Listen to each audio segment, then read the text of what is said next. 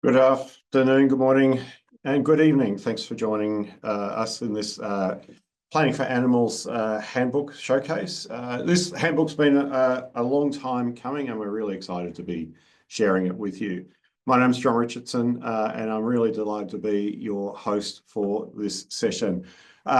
Before we get underway, I do want to acknowledge that we're hosting this land from hosting this event from the lands of the Wurundjeri people in the Kulin Nation, and recognising that Bunjil Eagle is the creator of these lands.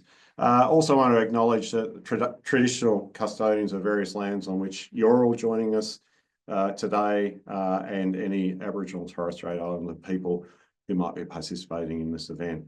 Want to pay my respects to elders past, present, and acknowledge that for thousands of years, Indigenous people have cared for the land and the animals that make up this incredible country, and the totemic importance of animals to our First Nations peoples.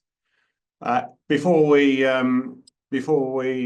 kind of get into the business of today, there's a few housekeeping things that I'd just like to run through so that things run smoothly and you get the most out of the session.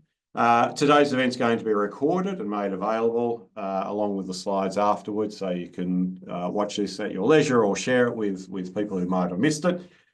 We are going to use the Q&A feature on Zoom to take questions. So please, if you've got a question, pop it in there. Don't pop it in the chat because it'll get lost. So please put any questions in the Q&A session. You can upvote the questions that you would like to see sort of answered. So that's something where if you're seeing something that you think is really interesting, please do that. And we'll try our best to get to sort of the questions depending upon how much time that we have. However, use the chat to have conversations, make comments, and like. This is one of the great things we see with our webinars, is that they become active, and it's a great way of getting people to interact with the content. The other thing I'd just also, though, on that, but please be respectful to each other. It's one of the things I think we really should focus on. So just please focus on the content rather than the person. So I would ask you to do that. And just to be really mindful that some of the content that we will cover off on today could be distressing or bring up some prior experiences. So just be aware of that. And if you have strategies to deal with stress and distress, then think about how you might need to potentially use those. It's unlikely, but it's just sort of worth us recognising that. So I now would like to get into this why you're all here. So introduce our speakers. So I'm a quasi-custodian of Otto, a 2-year-old cat, who is technically my daughter's cats, but those of you who got cats know that we're actually owned by them. And also during the writing of this handbook, our faithful hound, Archie, who you can see in this image here, he was the cover boy for Red Cross's Reading Plan. He passed away. So that really, really, I guess, brought home to me that strength of the human animal bond. So that was really one of the biggest drivers for this handbook. As I said, it's been a long time coming, and we're really fortunate to have Honorary Associate Professor Mel Taylor help us shepherd through this handbook to completion. We also had Peter O'Donoghue, who helped us get it underway. So we had two of the best sort of helping us with this really quite sort of complex and fascinating handbook. So I'm going to hand over to Mel now to really take us through the process of how we got to where we are now. So over to you, Mel. Thank you very much, John. Hopefully everything is okay. Just waiting for my slide to come up. Thank you.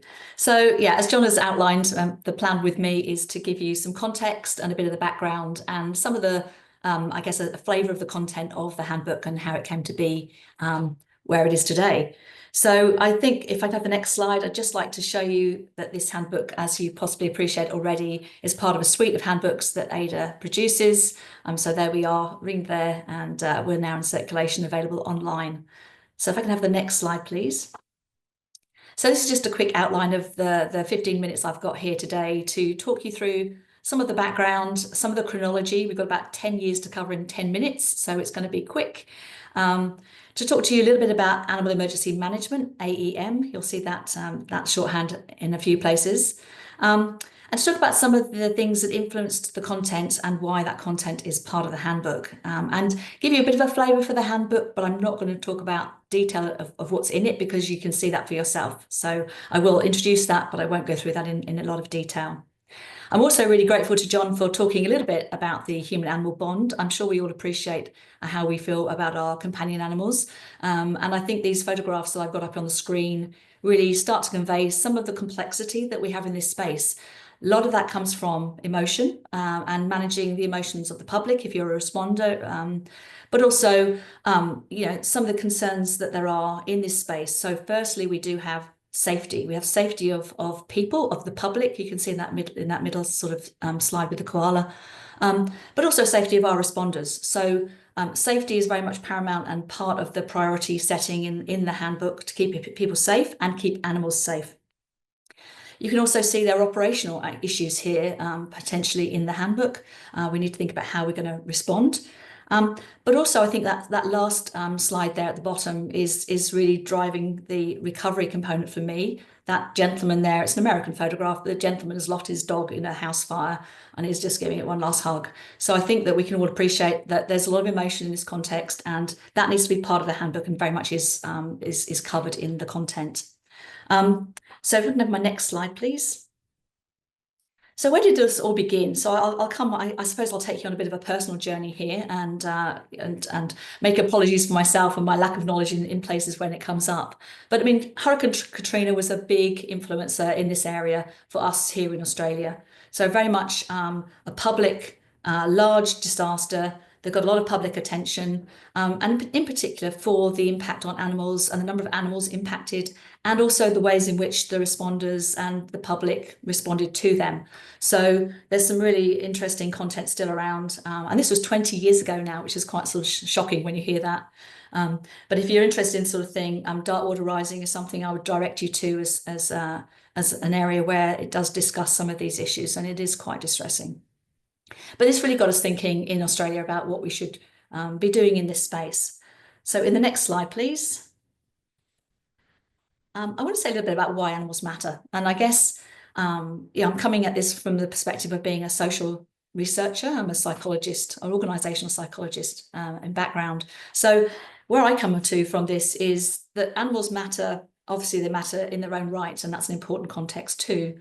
But in terms of this handbook, we're looking at human behaviour and the decision making that goes alongside that's impacted by our relationship with animals, and often it's the human-animal bond that is from companion animals, but there are a lot of other dependencies and relationships we have with animals that again affect our decision making and what we might do in emergency events, or indeed what we might do before, ideally, or indeed after. So again, I've mentioned safety, and you can see on the right-hand side, I mean, these are some of the contexts that were coming up in Australian media around the time that the research was starting up.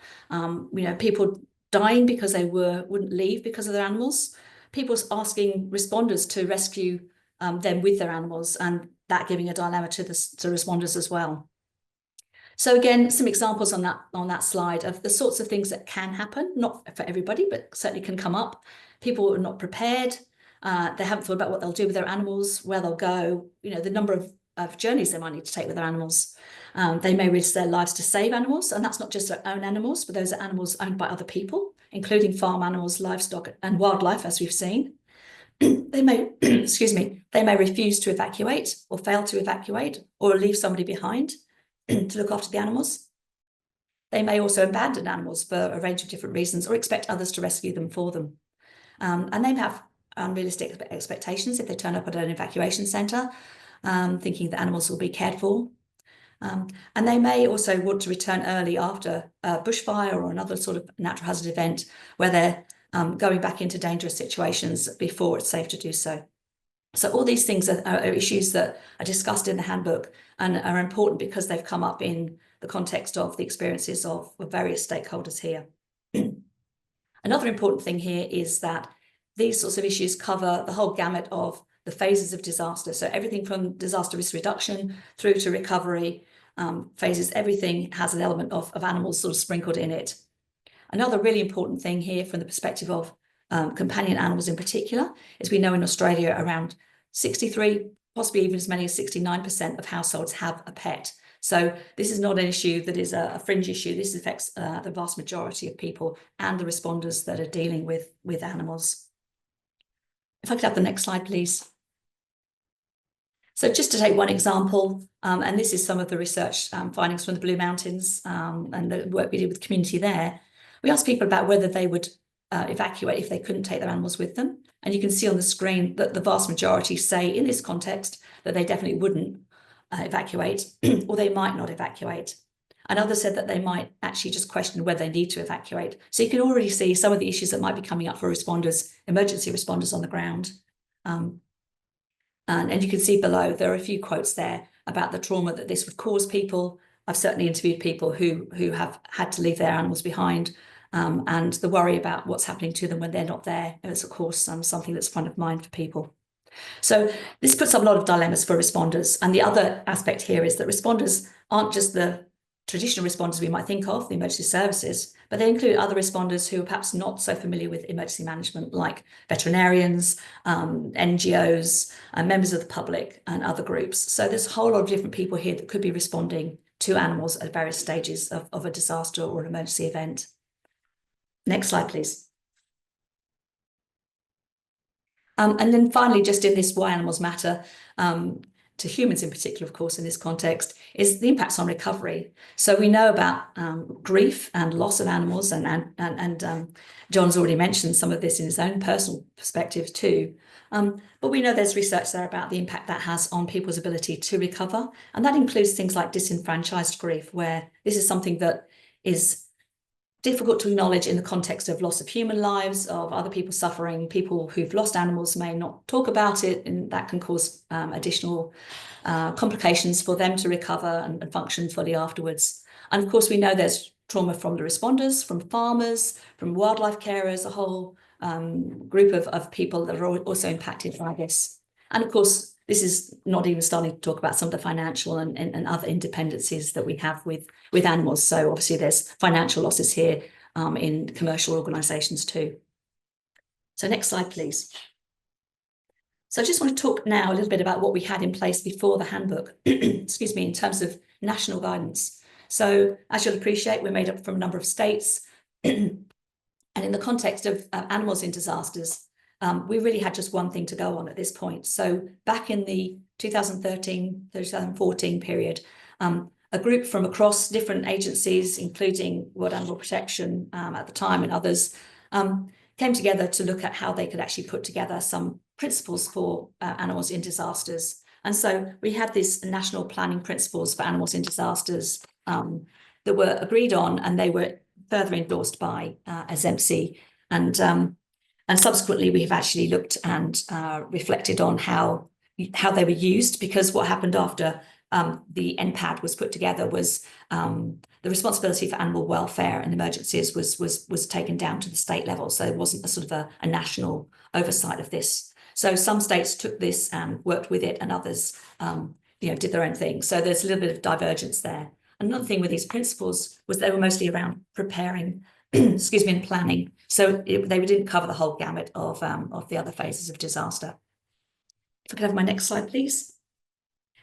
So again, moving on a little bit further, excuse me, this then led to myself and colleagues, Kiralee Thompson, Brad Smith, getting research from funding from the Bushfire Natural Hazards CRC to do some work on some of this research around what we can do with animals in disasters, what the best practice is, how we can improve in Australia based on what we know. So this started with a number of different activities, including auditing, the legislation across the country, what initiatives were already in place with different agencies and organisations in this space. And through that project, it was a 3-year project, went on for an additional year. We did quite a lot of work on really gathering together a base of knowledge in this area for Australia and New Zealand. Also, it led to quite a lot of community-related work, which I know David King is going to pick up on in the next session. And one of the outcomes from this was a recommendation that we have a national handbook for animal emergency management. So that's where this sort of really started off. So things were going well at that point in time. And then, of course, next slide, please.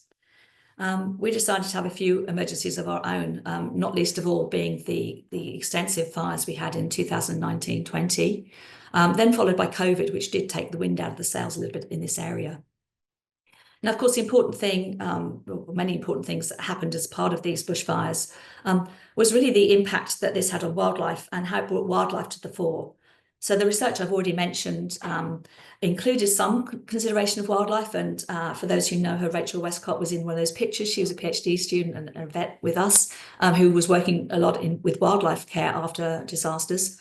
But this was the first time that this had really come, I guess, to the fore quite so massively. And it was a massive global outpouring of interest in Australia and what we were doing with our wildlife, and very much put that on the radar as well. And that had not been part of a lot of research that I'd undertaken with my colleagues. So next slide, please. So what happened then is we got back on board with, I guess it reignited, should I say that, interest in the handbook. So the scoping then started in earnest. And so we did a range of stakeholder consultation, and you can imagine there's quite a range of stakeholders. And indeed, as you were coming onto this call, I was interested in seeing where people were from and the different organisations. I know Erica will touch on that a little bit later too. So we did a survey of what they would want from something like this. We also looked at the inquiry and recommendations and reviews that had been undertaken using the CRC's inquiry and reviews database, and that included the Royal Commission at this point and the New South Wales Bushfire inquiry as well, and environmental scanning about what's happening in this space in terms of things like there was stuff going on that David will talk about in large animal rescue. There was stuff that was going on around training and skills for considering animals in emergencies as well. So quite a lot of other work went on. And then we fed that all back into focus groups where we talked with a range of different stakeholders about how we could incorporate some of this into the handbook. So next slide, please. Just a quick snippet of some of those ratings that came from that survey. This is just for our Australian stakeholders here. We asked people about how important it was to have a handbook in this area, whether it be useful to them and their agencies or organisations, or useful to others. It was a 1 to 5 rating. You can see the mean rating scores there for the different types of organisations. But you can see, I guess, firstly, that there was a lot of support for this handbook. And indeed, part of that was why this went forward. So next slide, please. So out of the scoping, there were a number of recommendations. A few are here on the screen. This included, as you'd expect, we need to consider a range of different stakeholders, and some of which will have varying degrees of familiarity with emergency management. So we need to consider, what knowledge there might be out there initially as well. And some of our emergency responders who are very familiar with the emergency management context might not know so much about animals and the best practice around handling animals and dealing with people in these contexts as well. So quite a lot of work to be done around that stakeholders about the different priorities and responsibilities that different groups have as well as part of all of this, because again, that's quite complex. Looking at who or what animals should be included and what phases of disasters, and I'll talk briefly about that in a moment. And then making sure that the content is up to date. And we did, as I say, by this point, have a review of those national planning principles to see where some of those gaps were as well, so we could use that information. So next slide, please. So very quickly onto the development and drafting. So I've already alluded quite a lot to the complexity here around what sort of animals to include in this handbook.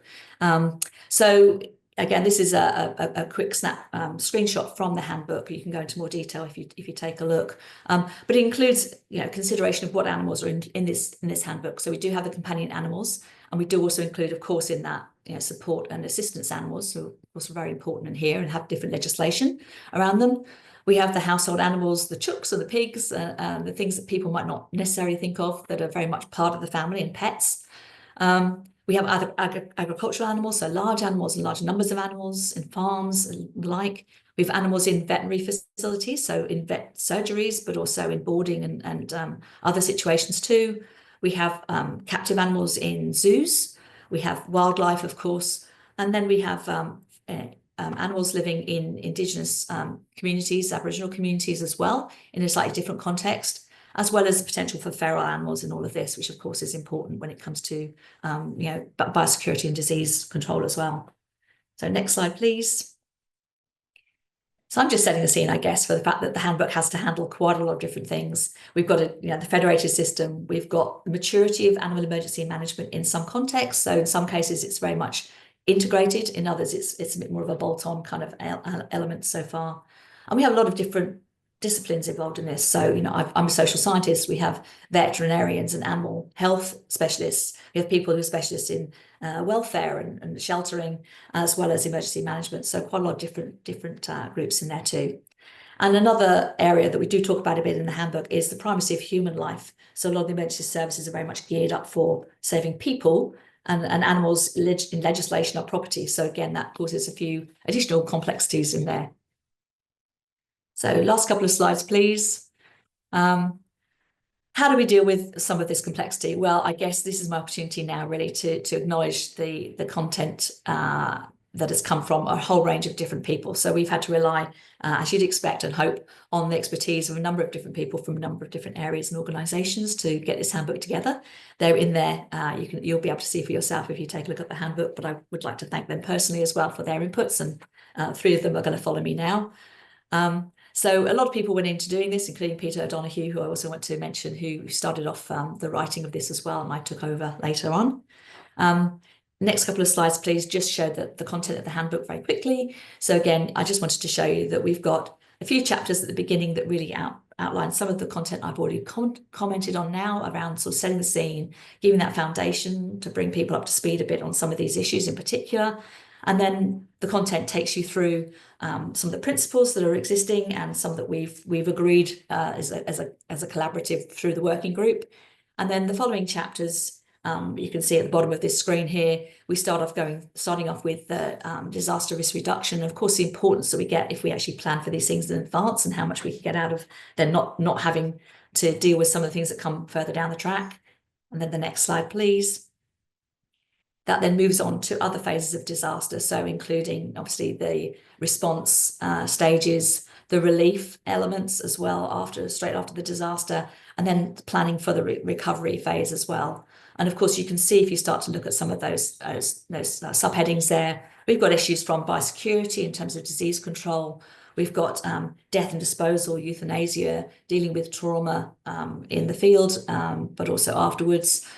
Dealing with the media and outpouring of donations and welfare and support from the public as well, because we know that's an issue, not just in this area, but it is an issue that needs to be commented on here. And you can see we're dealing with a range of different types of animals there and covering some of that content. So very much, last slide. Thank you, John.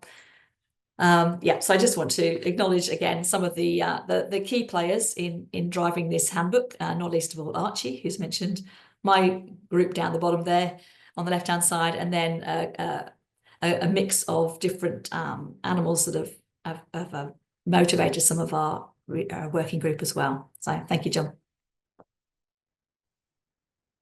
Thanks, Mel, and thanks for giving us a fantastic overview of the history, but also where the handbook has landed. And as you can see, it's a really complex and detailed sort of issue that we sort of had to face and manage. So, this handbook is it's a first of a different approach that we've tried to take, which is that sort of starting with risk reduction and working our way through One of the other things we wanted to make sure that we also sort of covered off on was that we had inputs for that covered sort of issue, that matters around people who might be more at risk, whether it's people with disability or core communities. So we also sort of made sure that we got technical expertise to give us that sort of inputs.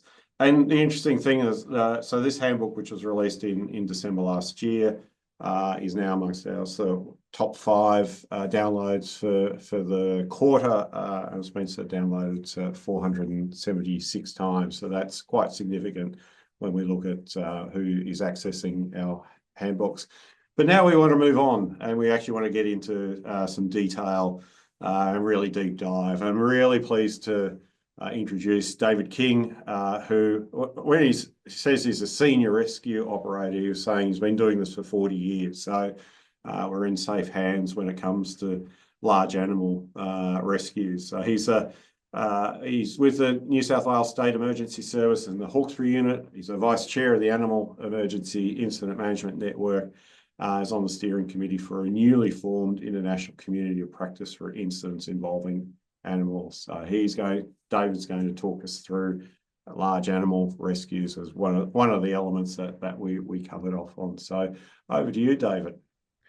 Yeah, thank you, John. Well, let's just jump on to the next slide.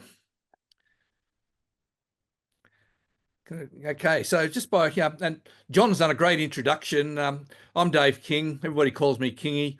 Yes, I'm a senior old operator, and I've been doing rescue here in the Hawkesbury area. And the Hawkesbury is northwest of Sydney, so it is the biggest flood threat per capita in Australia, and an area that we have some major fires. And I've been rescuing domestic animals from various forms of entrapments for the last 40 years. And I guess I've learnt just how many ways domestic animals can get themselves into strife, and certainly how humans and weather events do impact on the welfare and the survival of domestic animals. Over the last decade, I guess I've learnt a lot, but I've been passing that on to our rescue operators and vets, government and non-government persons, about all the different ways to rescue large animals. And in this last decade, we've trained over 1,000 people around the country in how to rescue large animals. Next slide.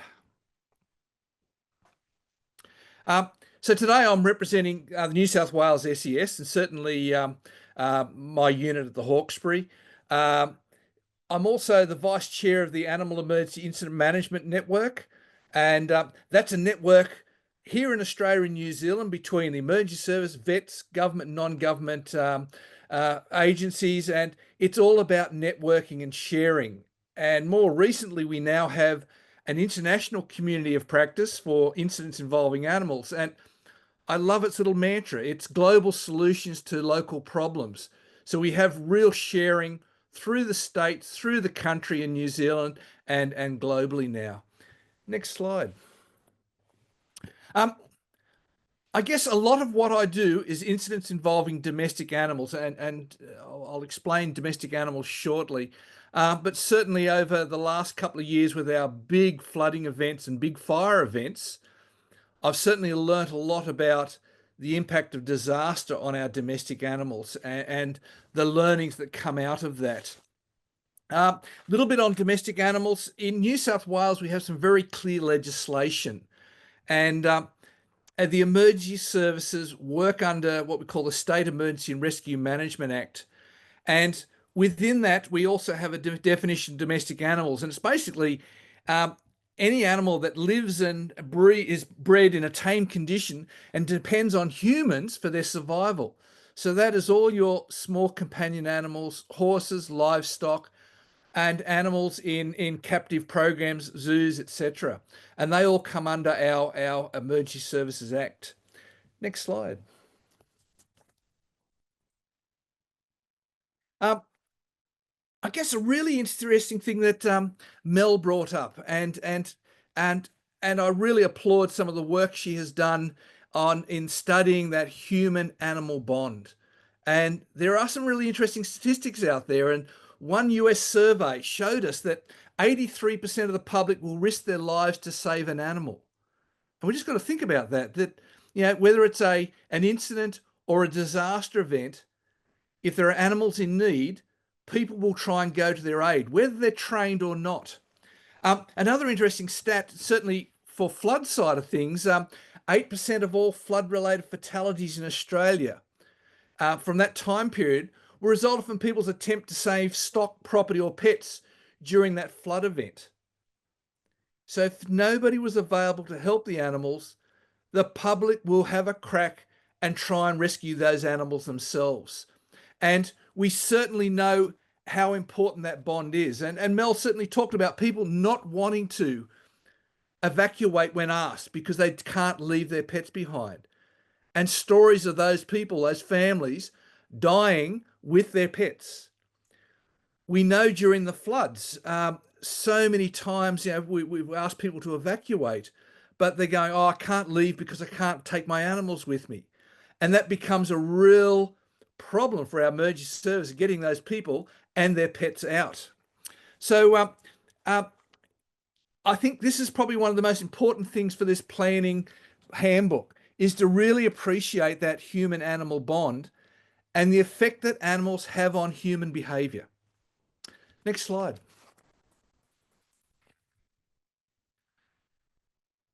I'm a great one for every conference I go to. I'm always talking about the importance of legislation. Legislation is the glue that holds us all together and gives us the direction during incidents, emergencies, and disasters. I'm really proud that I'm in New South Wales because back in 1989, the legislators produced an Act of Parliament called the New South Wales State Emergency and Rescue Management Act. And they put a definition of rescue. And that is the safe removal of persons or domestic animals from actual or threatened danger of physical harm. Those words enabled all of our rescue agencies to have domestic animals within their individual acts. It means in New South Wales, anybody can call 000 and go, my animal's in strife, I need help. Whether it's a cat up a tree, a dog in a wombat hole, or a horse in a septic tank, those people can call for help.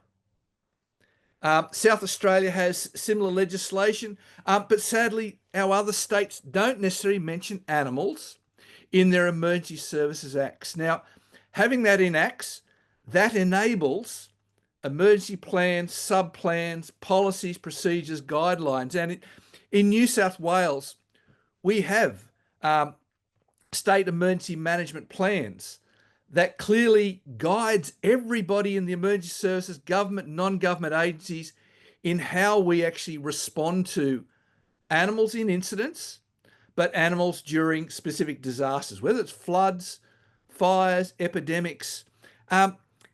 It then enables location-specific plans. So we have a Hawkesbury European flood plan, and in that flood plan, all through it, it's mentioned domestic animals. We also have an agricultural and animal services support plan, the ASFA plan. And again, it's managed by Department of Primary Industries and Regional Development. And it's all about how we coordinate animals, domestic animals, including livestock, during big events like floods and fires, and how all the actual other agencies come in. So RSPCA, Local Land Services, Animal Welfare League, even the Australian Veterinary Association, how they can all come in and help during that disaster. I think having good legislation is key to planning for animals. Next slide, thanks. Primacy of human lives. Now, I've spent a lot of my time training our emergency services, all our rescue agencies do large animal rescue. We do small animal rescue. And there are those day-to-day jobs where something goes wrong and they call 000 and a rescue unit comes out and saves the day. we've created a problem for ourselves, because then the community has an expectation that at a bigger event, they can call 000 and they will get people coming out straight away. What we found, though, is, for example, in the Northern Rivers flooding, that was a big event, and everybody saw it on the TV of people on roofs, people up inside roofs, the community in tinnies going to help humans in strife, people that were going to die because of this flood. At the same time, close to 1,300 cattle were being washed away, and farmers and people calling, going, we need help for our animals. But Primacy Human Lives says that our emergency services have to actually stop and go, no, we've got to invest our effort into saving human lives. So what came out of that is that we really need to ensure that animal owners, the custodians, are not overly reliant on our emergency services, that they have their own plans. And in having a plan, they share the plan with their family, they share their plan with their neighbours. They know where and how to take their animals to a safer place, and they know when to enact their plan, because we know from history that it takes a long time to move large animals to that safer place. So now we're putting a big effort into ensuring community education for animal custodians and not being overly reliant that the emergency service will come at their beck and call. Next slide, please. So in New South Wales, we've put a big effort into helping custodians of animals to have plans. And I just want to pay a real respect to a former project called Project Ohana that was being run by the SES with all of our emergency services, government and non-government agencies. And I like the word Ohana. Ohana means family. Family means no one gets left behind or forgotten. And through that project, some amazing bits of planning information was brought together. And from that, we had a website on the New South Wales SES webpage, and it was called Get Ready Animals. And it had, or it still has, plans and things to help custodians prepare for those events. Mel and I and others have also been involved with some amazing good, more localized projects called the Animal Ready Community, and started up in the Blue Mountains with the Blue Arc, so the Blue Mountains Animal Ready Community, and migrated down into my patch, the Hawkesbury Nepean. And the Animal Ready Community was all about helping the community plan for their animals. And through that project, we produced some amazing booklets and videos to help owners, custodians be ready for that day that they get a warning and they need to get out. Next page, thanks. So one of the and these are certainly all available on the SES webpage. If you just looked up New South Wales SES Animals, you'll get taken to a huge collection of material, and this is the first thing on the left there is a booklet that Mel Taylor and I and others were involved in producing, and it's all about keeping your animals safe in emergency. It has so much information on preparing plans and being ready for that day. Get ready animals. We also on that page is some amazing videos, and we got some funding from government and other places to produce short 3 to 4 minute high impact videos. And we try and share those far and wide to help people plan for that day. So please, I welcome all of you to have a look on the SES page and see what is available, and whether you can even localize it to your states or areas. And I can tell you, it's there for everybody to use. Next page. I guess an important role for our emergency services is information. And we've seen through recent events, and look, we've just gone through a cyclone event in Queensland and the Northern Rivers.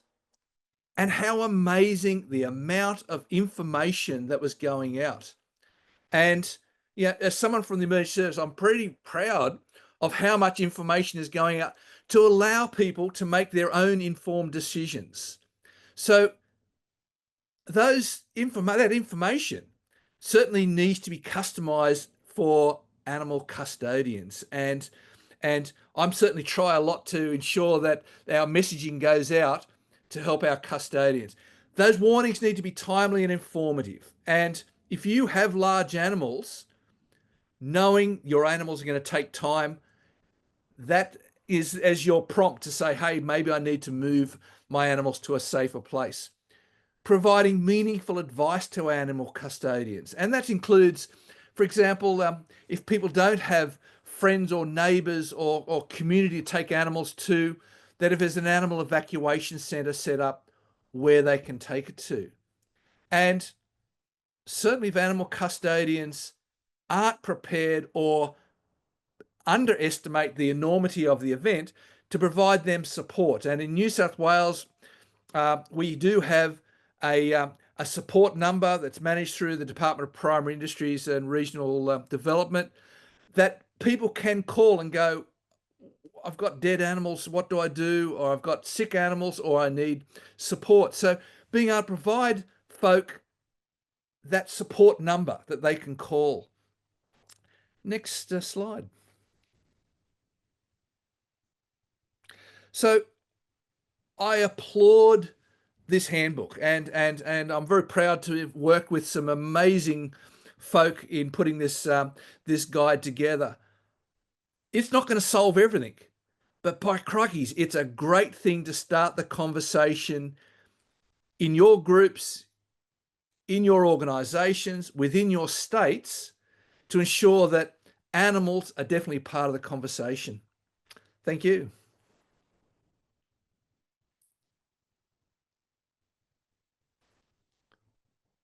Thanks. Thanks, David. That was fantastic. Oh, sorry, John. There was one slide and I totally forgot about a quick ad. Quick ad. Yeah, quick ad. So the Animal Emergency Incident Management Network is hosting a conference over in New Zealand, the land of earthquakes and all other things that go wrong. And the focus is animals in emergency and disasters. So we have some amazing speakers to continue this conversation. So I welcome everybody who's able to get across to New Zealand, a great couple of days. Fantastic. Thanks, David. Brilliant, as always. So we're going to now keep going with the deeper dive, and what does this all mean for veterinarians? And really, again, pleased to introduce Erica Honey, who's a consultant and speaker on animal emergency management. Mel's already alluded to the role that she's played in just scoping this out. She also, she is a consultant and lectures on leadership, culture and strategy. Got 25 years of experience in the veterinary industry, and also volunteers with the SES. So over to you, Erica, and to give us what does this all mean for the vets amongst us? Thank you. And next slide, please. So today's part of the talk is really going to focus in on the area of veterinary emergency management, which is a subsection, if you like, of animal emergency management. So I'll take two main perspectives. The first will be for veterinary professionals. Many I know will be watching this recording, so welcome and hello. And then from the other perspective, the emergency managers and operators. And so let's talk a little bit more about what veterinary emergency management means and these veterinary emergency response teams that we'll be deploying and or helping in practice for animals in emergencies. So it's a growing discipline within animal emergency management, particularly over the past few years, where we've seen organisations such as the South Australian Veterinary Emergency Management Group, hello to Rachel online. So these groups have developed, and we're going to see more and more of them in the future. So who is this? We've heard a lot about our amazing veterinarians, and they are amazing, but we are actually a package deal. When we talk about veterinary professionals in emergencies or disasters, what we're really referring to are our amazing veterinarians, and also our veterinary technologists and our nurses, particularly those team members that have been working in veterinary practice for a very long time, especially if they've been working in emergency and critical care. You will find them incredibly adept at being able to look after animals. And so this is the introductory slide where we talk about that intersection and starting to grow this culture. Really important for us because we're really bringing animal emergency management and emergency management together. And then we get even deeper when we start looking at this culture that we want to grow even further within veterinary emergency management. So what is it that veterinary emergency management covers? What do these teams do? So anywhere that you can find animals and people, you'll pretty much find our veterinary teams needing to assist. So it can be like what Dave has said with rescues, veterinary teams needing to help with anesthetics or sedations to extricate animals from scenarios. It can be triage, decontamination of animal patients, on the lookout for disease and disease prevention in terms of infectious disease, medical treatment, humane euthanasia, and also body disposal. Unfortunately, it is a sad fact, but we do see a phenomenal amount of dying and also bodies in disasters. And we'll talk a little bit more about that in just a moment. So you may ask, well, for those of us that are new going into it in these veterinary teams, where would this fit? How does it fit in terms of our operations? And that's exactly the area within the AIMS Incident Command System.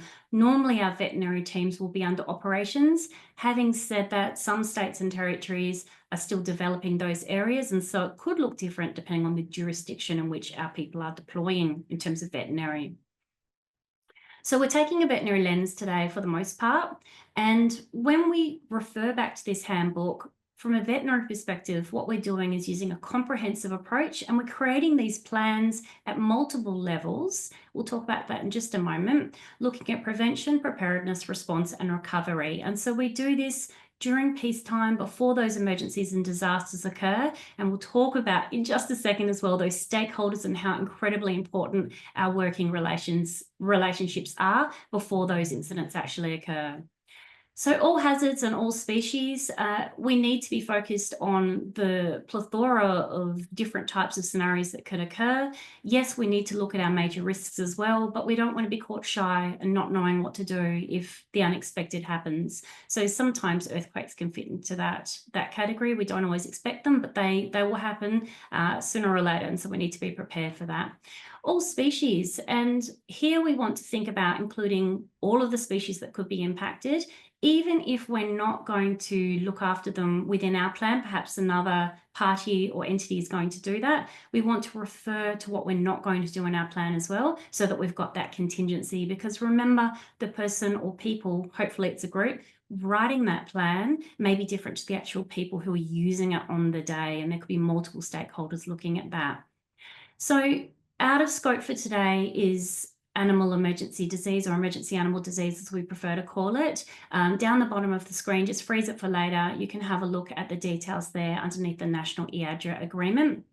Veterinarians and veterinary professionals will need to look at EAD, but just out of scope for today. So the One Health, One Welfare focus is incredibly important. We know that people and animals are inextricably linked. What we do with one group will naturally impact the other. We can also consider animals as a social determinant of human health, but irrespective of that connection and that strong connection that many humans and animals have together, we also need to remember, and I know this group does, that animals have got inherent values. So this is the wildlife, this is all of the groups of animals that we will be looking after. So planning is essential. The key point here for the whole entire practice, the whole book, is this community resilience. And as Dave said, it's everybody planning. So all veterinary practices, all stakeholders, all individuals, all entities, so that we're all getting ready and having that resilience and really good recovery at the end of the day. So have a look at that Planning for Animals Handbook. The key point with this handbook that I want to make for veterinary professionals as well is that look at it as if it's helping you to work alongside other stakeholders.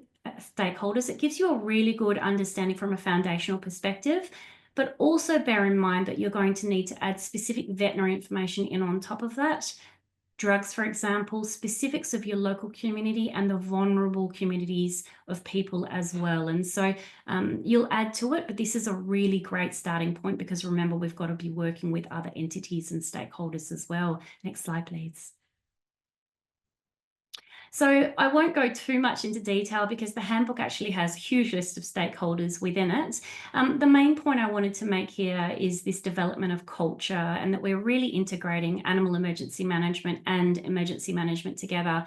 And as we know, if we don't get our culture right, how we work together, the things that we think, that we collectively do, and the values that we share, then it can disrupt our strategy, it can disrupt our plans. And so spend the time to share that expertise and get to know each other during peacetime, especially emergency services with veterinary professionals, the people you might not always work with, and we will find that we're going to have much more success in these plans. Next slide, please.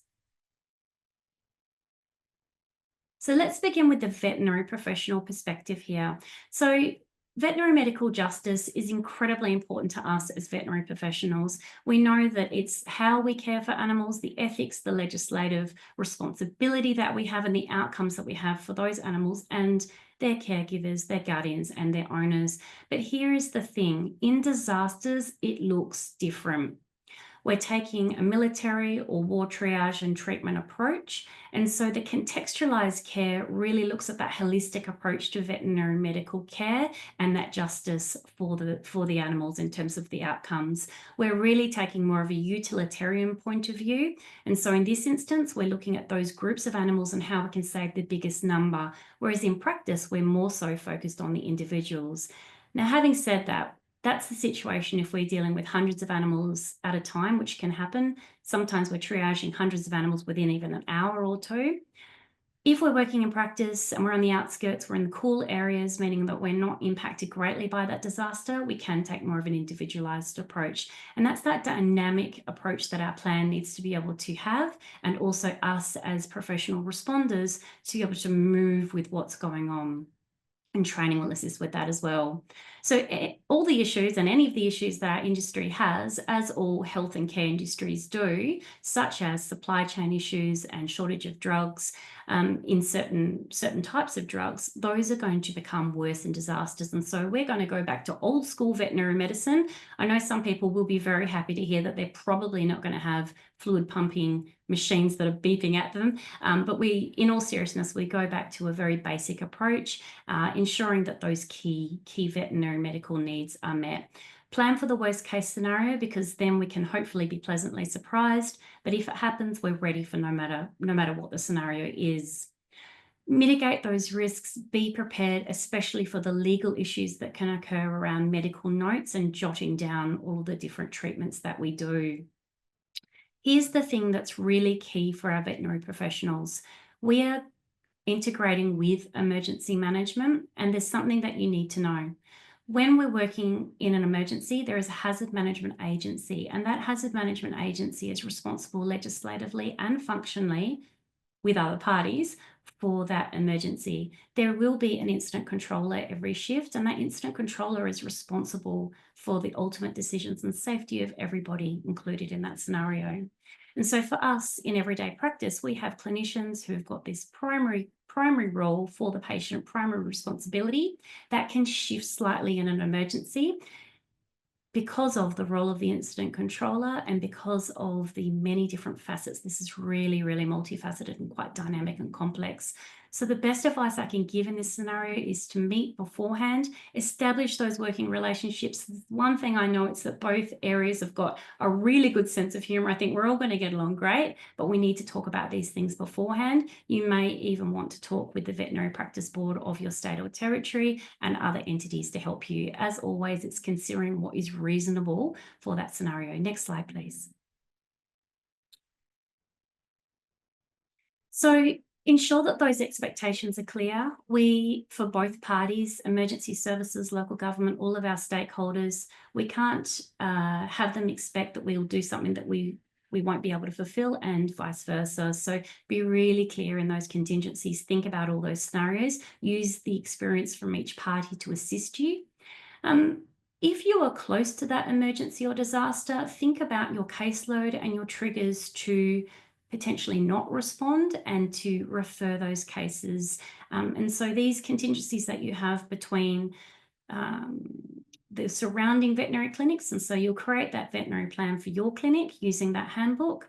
Then you'll create a veterinary community plan together, and then we liaise and work with the planning arrangements at the local level, the state or district level, I should say, next, and then the state or territory level. And one day, hopefully, we'll have a national plan for animals and emergencies as well. And so all of those arrangements need to speak to what each of those parties needs so that we can have a realistic output and outcomes and work together really succinctly and efficiently. So our needs are complex. So again, you'll need to build upon what the book has got, and you've got great knowledge between all of the people there to assist you with that. Next slide, please. So let's move to the emergency manager and operator point of view now. What is it that you need to know about working with us veterinary professionals? Well, we are a team. It includes all of us. So I know that we can get a bit vet-centric, and that's okay. Veterinarians are amazing. And also let's remember to include our technologists and nurses as well, because we can give expertise and information and a lot of experience to help as well, particularly when we start doing our exercises together in terms of planning exercises. So as you can tell, and I'm amongst good company here today, I know we all care greatly and deeply for both animals and people. Veterinary professionals will advocate for animals. We will stop and we will say, please wait a moment, we need to give this animal more pain relief, or this animal's not comfortable, we need to give it a break for a moment. We can read the behaviour and ensure that the welfare of the people and the animals are looked after really well. In time, we will have allied health professionals to assist us as well, such as veterinary social workers. More on that for another time. There's some things that you need to know about our industry, and this is really important because we've got a veterinary workforce shortage, and in some areas of Australia it's quite serious, particularly in rural and remote areas, and so much so that we actually had a veterinary workforce shortage inquiry in New South Wales in 2023. That represents what we're seeing across Australia.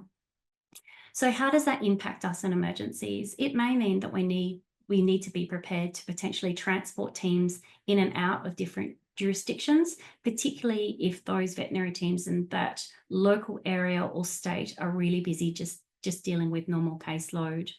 So that's just something to consider. Again, our technologists and nurses are highly skilled. It would be a shame for us to miss out on all of the expertise that they can help us with.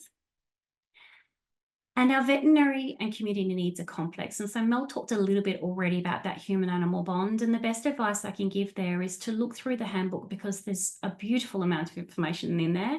And just like us in practice, look generally at those groups and imagine what those connections might be, and then let's not prejudge, let's ask the people who are involved at the time, because each community is different.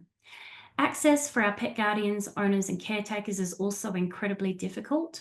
There are some structural issues going on there, and so it can be physical access to the veterinary team, but it can also be financial access as well. And so there'll be some concerns around that we need to talk about during planning. And just like we do in emergency management does this so well, looking after the psychological care of its people. So psychological safety, psychosocial safety, and fatigue management, we need to ensure we're doing this really well with our veterinary teams as well, because we do have some concerns around that in our veterinary industry. And so please share your wisdom there, because we're really good at that in EM. I can see I'm nearly out of time. I will hurry it up here. So include us in everything that you're doing in terms of your disaster exercises. And please, as I've mentioned, share your experience with all of our stakeholder groups to help. Next slide, please. So this slide here is just to depict the different situations that our veterinary teams can work in. Some will work inside, some will work outside, some will work out in the field, some have got mobile veterinary units. That's the same in disasters. So one thing I wanted to point out here, there's a key point. Please make sure that for emergency managers and operators, please make sure that the veterinarians and the veterinary professional teams that you're calling out are comfortable with the scenario that you're asking them to be a part of. And this is best done during peacetime. So For example, some of our clinicians and nurses will just work in small animal practice. It might be 20 years since they've dealt with a large animal, and they may also not have the drugs that they need and equipment. So we tend to specialise. Next slide, please. So recently we were, media-wise, saw a little wombat who wasn't treated very well, and across Australia we all had a very clear response, pretty much as a whole. We all said the same thing. And so in emergencies and disasters, we want to be talking the same language and making sure that we're very clear in our communications. Have a look at this slide later on. I know I'm out of time. I can see John there. But just be really clear, and do have a look for veterinary professionals. Please have a look at the AIDR glossaries. It will help you immensely to understand the phenomenal amount of acronyms that EM has. And the last slide, please. Volunteering in WA, very last point. So Vets Beyond Borders, for our veterinary professionals, I would seriously encourage you to look at volunteering with them if you'd like to assist in emergencies and disasters. They deploy under permission of the HMA and support agency, which is really important. You'll be insured, you'll be trained, you'll be looked after. Other groups in WA that are doing amazing work, WA Wildlife, they're also on our State Committee for Animals and Emergencies, and also SES. So you can join General SES as a volunteer, fantastic training, amazing culture, great group of people, or you can join the Canine Search Team. That is it from me. Thank you so much for letting me go 2 minutes over. Thanks, Erica. I could listen to you all day. Yeah, great to see the breadth and depth of the insights into veterinary or integrating vets or veterinary care and emergency management. I'm now going to ask, as we move into our final presenter for the afternoon, what does this mean for our wildlife? And Fiona Ryan, who's the Senior Manager for Wildlife Welfare Programs at Zoos Victoria. She leads the Zoos Victoria program aimed at improving welfare of free-ranging wildlife and a focus on preparedness of wildlife emergency response during disasters. So over to you, Fiona. Thanks very much, John, and everyone else who's gone ahead of me. So today I'm going to take more of a focus on wildlife and those in a captive institution, but also then thinking about the response to wildlife that are impacted by disasters, so free-ranging wildlife, and then thinking about welfare and some of the things that Erica touched on already. Slide, please. So thinking about our captive animal institution preparedness, and having a tiger there really sets the scene of what the challenges can be. Slide, please. So general considerations, and these considerations are the theme of what's in the handbook and what all of us have been talking about today. And so when we're focusing on animals in a captive state, we need to think about all of the same things that we would for our own homes, essentially. We need to understand how the site might be impacted and drill down onto what are the risks to the animals and the infrastructure. So is it a flood, or is it a storm that's going to, there's risks of branches potentially falling over fences, and then all of our Watchie gibbons there escape. So there's a lot of considerations from that perspective. And thinking about outside of hours. So we're not there at our captive animal institutions 24/7. So how are our strategies and planning going to capture those after hours emergencies? As everyone has talked about as well, connecting with the local emergency services and communicating your plan. So they're there to support and are very aware of what your plans internally are for the institution. Slide, please. So species specifics, there's an elephant there, and there's been a number of elephant moves around Australia recently, and Zoos Victoria has also moved all of our elephant herd, not very far, but still immense planning and considerations for the species. And when we're thinking about species in the context of how will our animals potentially be impacted and our infrastructure impacted by a disaster, you know, we've got dangerous animals like the tiger, very large animals like the elephants. We need to think about biosecurity in terms of most sites are considered a biosecure zone. So having elephants walking out in someone's cow paddock, I know that sounds a bit extreme, but you know, there's biosecurity risks there for the animals, both sides, so the livestock and also the elephants. So we need to consider all of those things in our planning and our decision making. And that leads me to thinking about the health and welfare of the animal. So the risk assessments, we don't undertake moving any of our animals lightly. There's chances of those animals becoming injured during moving. They have housing requirements. They may be species or individuals that become way too stressed for that level of intervention, and it's just not an option to move those animals or like evacuate those animals from a disaster. So our preparedness needs to incorporate how we're going to protect those animals if they are to remain in situ. Slide, please. So adding another layer, and a lot of captive institutions will have threatened species programs where they're holding really rare and valuable animals on their sites. And so thinking about those individuals, the most valuable individuals, and how we might manage those really high risk species, and is evacuation, you know, an option for some of those species, the really highly valued genetic species. And these are really challenging decisions to be making within a captive animal institution. Those sort of things with threatened species require broad stakeholder engagement, permits, considerations of how long animals need to be held for in another area if the evacuation is an option. So again, with all of the themes of today, thinking about preparedness and training, we need to have our plans in place, key roles identified, everyone really understanding what their role is, the preparedness leading all the way down to things like transport crates, which are very specific to species. So there's a whole lot of detail that needs to go behind those plans, and plans need to be reviewed because within captive animal institutions, the species that are held and the infrastructure changes regularly. Slide, please. So thinking about just shifting slightly to our free-ranging wildlife that may be impacted by disasters. Slide, please. So again, thinking about in general terms, so as others have touched on, jurisdictional arrangements. So if you're thinking that you would like to be involved in a response to support wildlife impacted by disasters, who is the lead agency for that disaster? Are there formal plans within a state that, and how do you become part of that? Is there a pathway to becoming involved? Thinking, reflecting on ourselves as individuals. So how we operate under the emergency environment conditions. So that would be taking directions from lead agency. So someone like Kingy will be asking a vet to stand there while he does what he needs to do until it's safe for that vet to be involved, and you need to be prepared to do that. How long can you sustain the help? Can you just go for a day? Is that useful, or can you be there for a week helping with the emergency?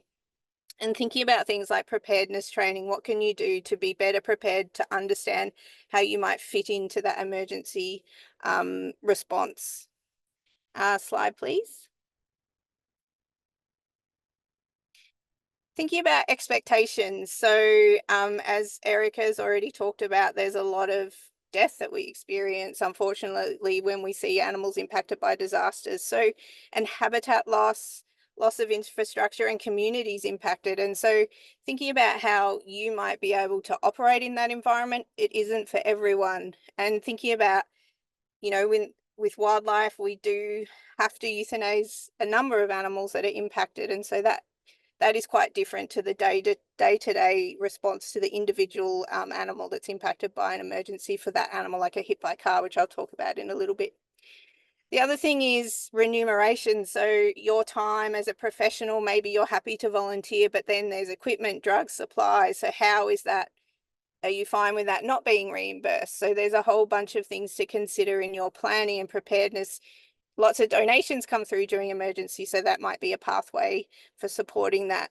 And thinking about media and community expectations, and how that is, the response is perceived, and how you present yourself back to those people who are after stories and communities that have been impacted. Slide, please. So drilling down further to think about what skills can you offer, and I think the team might have popped a link into the chat about the Australian New Zealand College of Veterinary Scientists position statement about integration of wildlife vets into emergency management. So if you are someone who has not worked with wildlife before, going out and making decisions that apply to cats and dogs is not necessarily the right thing. You should be seeking advice from the experts on how to manage those cases and determining prognosis for animals that are impacted. What can you offer in terms of, is it, you know, helping kinking out physically there with some sort of animal that needs support, or is it establishing a field clinic or having animals coming to your clinic, which is some things that Erica touched on as well. And then drilling down to species specific, if you're going to help an animal, well, where does it go? Because our shelters are very busy day to day, and when an emergency happens, they can't necessarily just receive an influx of animals. And so resources are not unlimited, and we need to be considering that in our preparedness and planning. Slide, please. So I'll just go quickly through this one, but understanding the species that you are going to encounter and planning for that. So local knowledge is super important. Then that will help you have the necessary supplies and equipment. As Erica also touched on, thinking about biosecurity and zoonosis. So how do I protect myself when I know the local area and the species that I might encounter? So what are the risks to me, and what do I need to protect myself and my team from? Record keeping is also really important, sometimes is overlooked, but this is all information gathering and informs us not only of case management and where animals go and where they get released, but also can inform us of how we can do things better going forward. Slide, please. So I'm going to move a little bit further into thinking about the welfare of wildlife during emergencies, and this is focused on free-ranging wildlife. Slide, please. And so, as I mentioned earlier, the case decision making, it requires a different approach to day because we're seeing large numbers of critically injured wildlife. So if we think about animals impacted by fire, the equivalent in a human, you would be in an emergency hospital, probably in a coma to manage pain and everything else that systemically happens to the body when it's severely burnt. And so that gives a bit of context of the severe injuries. Our wildlife can't tell us they're in pain, they don't vocalize, they don't howl. And so we need to assume that they're in a high level of pain, like thinking, you know, for a burn, how much it hurts if you just touch the toaster when it's really hot. So applying that sort of thinking when you just can't, the animal isn't giving you the response that you sort of would indicate pain. Humane euthanasia, as I've sort of touched on, where we should expect that we apply that as a welfare tool. It is a welfare tool, but it's applying that to large numbers of animals, which is very challenging. But when we reflect back on the suffering and the context of what we're working in, that is one of our best tools. And resources are not unlimited, and that includes our shelters, but also our vet teams. Slide, please. So here's just a quick example of what, you know, a decision tree, just very simply applying that during a disaster like a bushfire. And so we were thinking about, well, what state were you in as a species before the fire? Were you already thin? Were you already aged? And that can help you direct your decision making, and then apply the resources to the animals with the best chance of rehabilitation and release. Slide, please. So just drilling down a little bit further to think about just the Victorian side of the 2019-2020 fire event. You can see we had 4 state-led triage units, so field clinics operating, and out of that whole event, we released 14 koalas. And so that really gives you some context of everyone doing the best that they can, getting their hands on the animals, as many as they can, but ultimately the injuries are so severe, and we end up with just a very few released. Slide, please. So just a few final points here. So thinking about the state of the environment before the disaster can help inform decision making during that disaster. So that incorporating that into your planning and local knowledge. Supplementary feeding. So Wildlife Health Australia have great resources that you can refer to, and thinking about what changes in an environment after a disaster. So flood, fire, what changes? The animals that survive are going to move into those zones. So what has changed there in terms of population health, genetics, and all of those sort of things. So there's a whole bunch of things to consider there. Slide. That's it. Thanks, John. Thank you, Fiona, for that whirlwind tour through wildlife, and again, the complexities and the challenges that we have to deal with. Really sorry to say that we are actually out of time. So I do want to thank Mel, David, Erica, and Fiona for sharing generously their time and their experience and knowledge with us. I think you'll all find that it was really knowledgeable and helpful. Also, I'd like to thank Isabel Corns, Charlotte Fell, and Simone Decker for the work on both the handbook as well as making this webinar possible. Also, I want to acknowledge that the work that we do is made possible by the financial and technical support of National Emergency Management Agency. And on behalf of ADA, I really want to thank you all for turning up and being part of this showcase. Without you, we wouldn't sort of do what we do. Just really, before we go, I just want to also flag that, do a little bit of advertisement as well. We are kicking off a new webinar series called Resilience Matters. That'll be focused on disaster risk reduction. And the first webinar, which is on foundations of risk reduction, will be on the 16th of April at between 1 and 2. So registrations are open for that. When you leave the call today, you'll be taken to a short survey, and we use this information to help us sort of plan all of these events. So thank you for coming along. If you have any of furry friends nearby, give them a pat and have a awesome afternoon. Thank you.